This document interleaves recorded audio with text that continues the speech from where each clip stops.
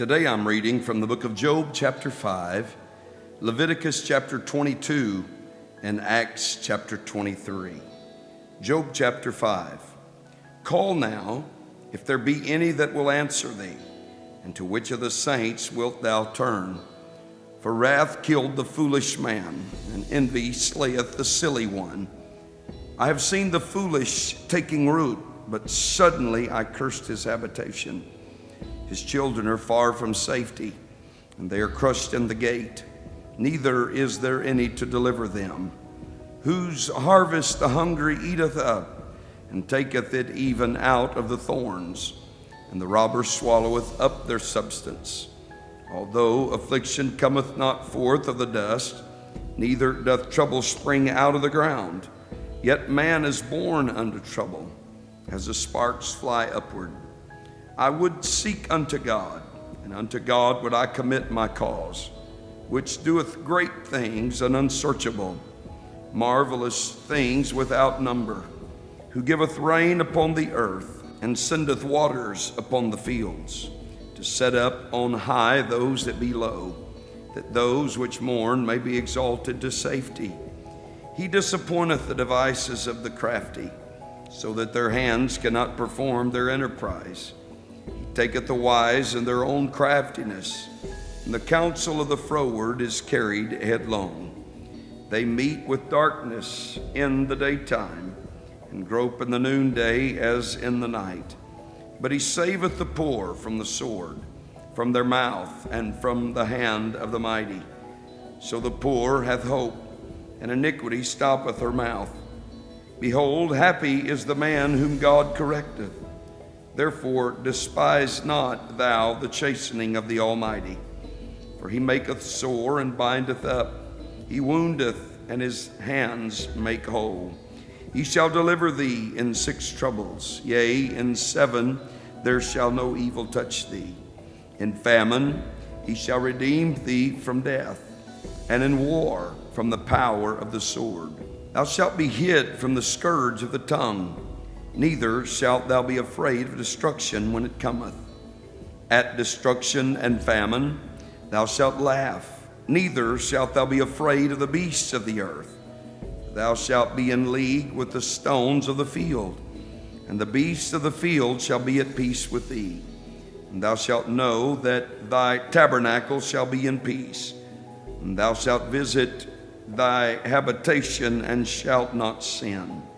Thou shalt know also that thy seed shall be great, and thine offspring as the grass of the earth.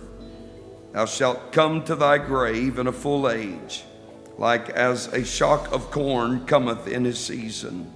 Lo, this, we have searched it, so it is. Hear it, and know thou it for thy good. Leviticus chapter 22. And the Lord spake unto Moses, saying, Speak unto Aaron and to his sons, that they separate themselves from the holy things of the children of Israel, and that they profane not my holy name in those things which they hallow unto me. I am the Lord. Say unto them, whosoever he be of all your seed among your generations, that goeth unto holy things, which the children of Israel hallow unto the Lord, having his uncleanness upon him, that soul shall be cut off from my presence. I am the Lord. What man soever of the seed of Aaron is a leper, or hath a running issue, he shall not eat of the holy things until he be clean.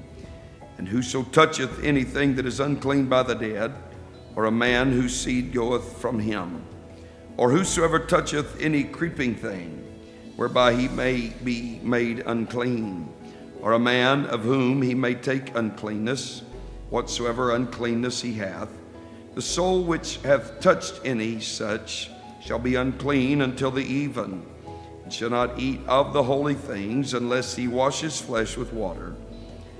And when the sun is down, he shall be clean, and shall afterward eat of the holy things, because it is his food. That which dieth of itself, or is torn with beasts, he shall not eat to defile himself therewith. I am the Lord. They shall therefore keep mine ordinance, lest they bear sin for it. and die therefore, if they profane it. I, the Lord, do sanctify them. There shall no stranger eat of the holy thing. The sojourner of the priest or an hired servant shall not eat of the holy thing. But if the priest buy any soul with his money, he shall eat of it. And he that is born in his house, they shall eat of his meat. If the priest's daughter also be married unto a stranger, she may not eat of an offering of the holy things. But if the priest's daughter be a widow or divorced, and have no child, and is returned unto her father's house, as in her youth, she shall eat of her father's meat. There shall no stranger eat thereof. And if a man eat of the holy thing unwittingly, then he shall put the fifth part thereof unto it, and shall give it unto the priest with the holy thing. And they shall not profane the holy things of the children of Israel, which they offer unto the Lord, or suffer them to bear the iniquity of trespass, when they eat their holy things, for I, the Lord, do sanctify them.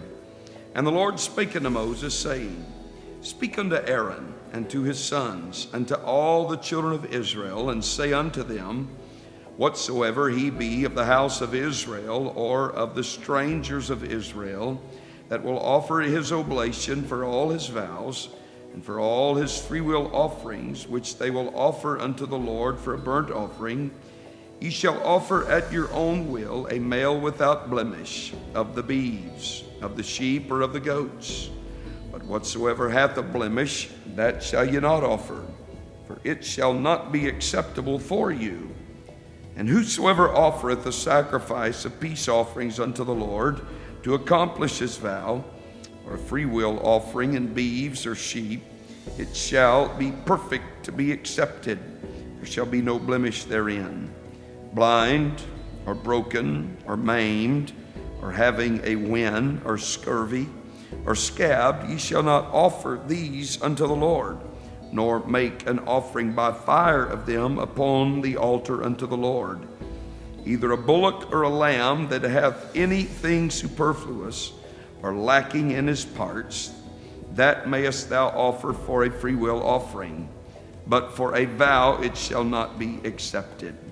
Ye shall not offer unto the Lord that which is bruised, or crushed, or broken, or cut.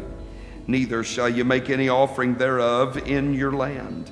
Neither from a stranger's hand shall ye offer the bread of your God of any of these, because their corruption is in them, and blemishes be in them. They shall not be accepted for you.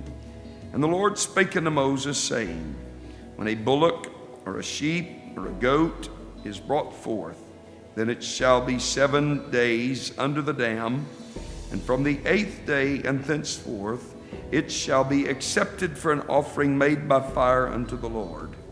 And whether it be cow or ewe, ye shall not kill it and her young both in 1 day. And when ye offer a sacrifice of thanksgiving unto the Lord, offer it at your own will. On the same day it shall be eaten up. Ye shall leave none of it until the morrow. I am the Lord. Therefore shall ye keep my commandments and do them. I am the Lord. Neither shall you profane my holy name, but I will be hallowed among the children of Israel. I am the Lord which hallow you, that brought you out of the land of Egypt to be your God. I am the Lord. Acts chapter 23. And Paul, earnestly beholding the council, said, Men and brethren, I have lived in all good conscience before God until this day. And the high priest Ananias commanded them that stood by him to smite him on the mouth. Then said Paul unto him, God shall smite thee, thou whited wall, for sittest thou to judge me after the law, and commandest me to be smitten contrary to the law? And they that stood by said, Revilest thou God's high priest? Then said Paul, I wist not, brethren, that he was the high priest, for it is written, Thou shalt not speak evil of the ruler of thy people. But when Paul perceived that the one part were Sadducees, and the other Pharisees, he cried out in the council, Men and brethren, I am a Pharisee, the son of a Pharisee. Of the hope and resurrection of the dead I am called in question. And when he had so said, there arose a dissension between the Pharisees and the Sadducees, and the multitude was divided. For the Sadducees say that there is no resurrection, neither angel nor spirit, but the Pharisees confess both. And there arose a great cry, and the scribes that were of the Pharisees' part arose and strove, saying, We find no evil in this man. And if a spirit or an angel hath spoken to him, let us not fight against God. And when there arose a great dissension, the chief captain, fearing lest Paul should have been pulled in pieces of them, commanded the soldiers to go down and to take him by force from among them, and to bring him into the castle. And the night following, the Lord stood by him and said, Be of good cheer, Paul, for as thou hast testified of me in Jerusalem, so must thou bear witness also at Rome.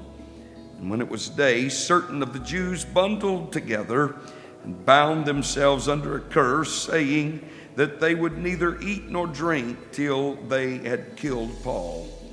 And they were more than 40 which had made this conspiracy. When they came to the chief priests and elders and said, We have bound ourselves under a great curse. We will eat nothing until we have slain Paul.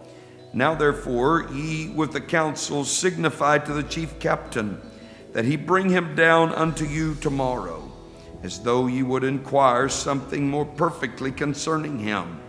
And we, or ever he come near, are ready to kill him. And when Paul's sister's son heard of their lying in wait, he went and entered into the castle and told Paul. Then Paul called one of the centurions unto him and said, Bring this young man unto the chief captain, for he hath a certain thing to tell him.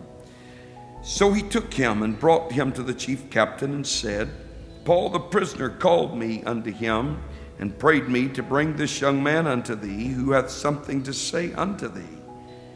Then the chief captain took him by the hand and went with him aside privately, and asked him, What is that thou hast to tell me?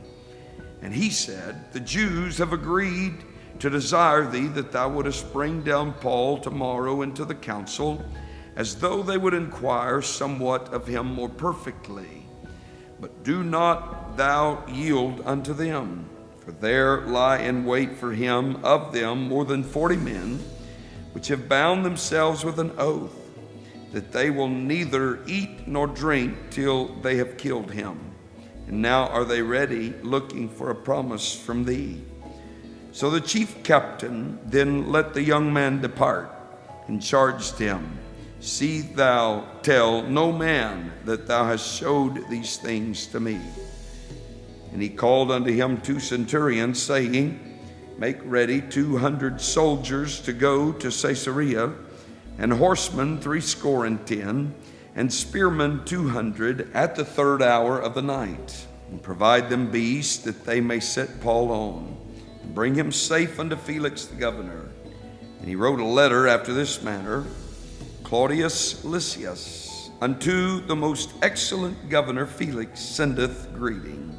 This man was taken of the Jews, and should have been killed of them. Then came I with an army and rescued him, having understood that he was a Roman. When I would have known the cause wherefore they accused him, I brought him forth into their council, whom I perceived to be accused of questions of their law, but to have nothing laid to his charge worthy of death or of bonds. And when it was told me how that the Jews laid wait for the man, I sent straightway to thee, and gave commandment to his accusers also to say before thee what they had against him. Farewell. Then the soldiers, as it was commanded them, took Paul and brought him by night to Antipatris. On the morrow they left the horsemen to go with him, and returned to the castle, who, when they came to Caesarea, and delivered the epistle to the governor, presented Paul also before him. And when the governor had read the letter, he asked of what province he was. When he understood that he was of Cilicia, I will hear thee, said he, when thine accusers are also come. And he commanded him to be kept in Herod's judgment hall.